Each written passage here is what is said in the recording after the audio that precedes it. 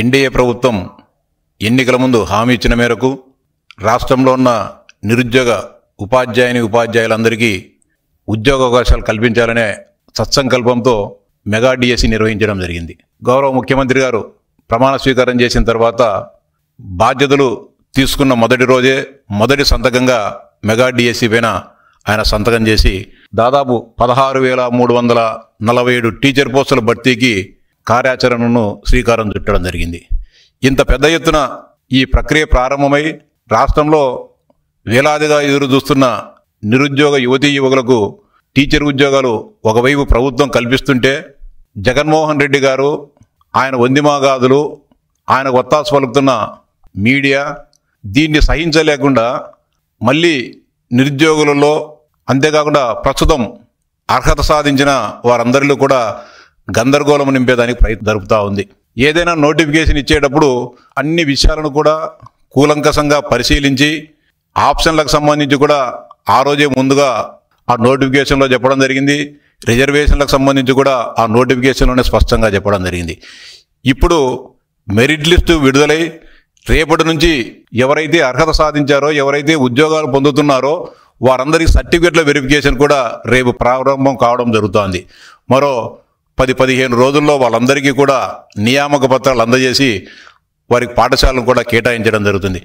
కానీ వీళ్ళల్లో ఈ ఉద్యోగాలు సాధించిన ఆనందంలో వీరంతా ఉంటే సాక్షి పత్రికకు కానీ లేకపోతే జగన్మోహన్ రెడ్డి గారికి కానీ చాలా ఇబ్బంది పడడం జరుగుతోంది.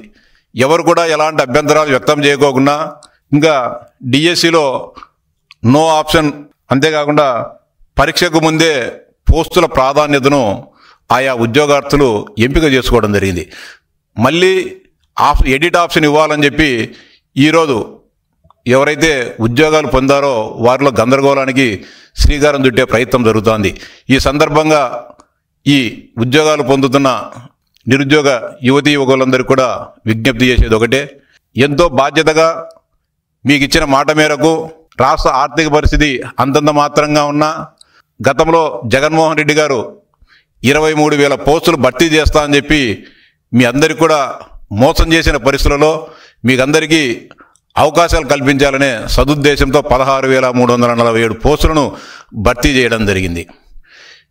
ఆ రోజే నోటిఫికేషన్లోనే మీరంతా కూడా మీరు దరఖాస్తు చేసుకున్న సమయంలోనే మీరు ఎస్జిటి కావాలన్నా లేకపోతే కనుక స్కూల్ అసిస్టెంట్ పోస్తా ఉర్దూ పోస్తా అని చెప్పేసి మీకు ఏదైతే కావాలనుకుంటున్నారో వాటన్నిటిని కూడా ఆప్షన్లు పెట్టడం జరిగింది. కానీ కొంతమంది ఉద్యోగాలు రానివారు, కొంతమంది ఏ నోటిఫికేషన్ వచ్చినా కూడా ఆపాలనే ప్రయత్నం చేసేవాళ్ళు రకరకాల అనుమానాలను తెర మీదికి తీసుకొని రావడం జరుగుతుంది. వారందరి మాటలను కూడా నమ్మవద్దని చెప్పి మీకు అందరు కూడా సవినయంగా విజ్ఞప్తి చేస్తున్నా. Please subscribe to Leo news for more videos.